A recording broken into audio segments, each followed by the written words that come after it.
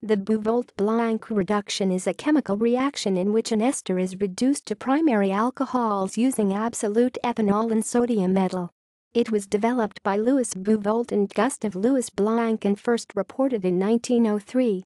Bouveault and Blanc demonstrated the reduction of ethyl oleate and n-butyl oleate to oleyl alcohol and ethanol or 1-butanol, modified versions of which were subsequently refined and published in Organic Syntheses. This reaction is used as an industrial alternative to lithium aluminium hydride reduction. Reaction mechanism. Sodium metal is a single electron reducing agent, which means the sodium metal will transfer electrons one at a time.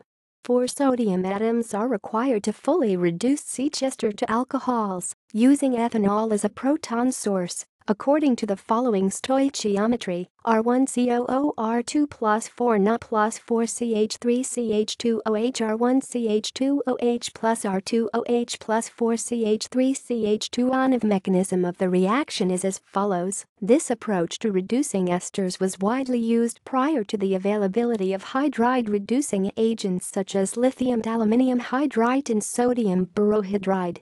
It requires vigorous reaction conditions and has a significant risk of fires, explaining its relative unpopularity.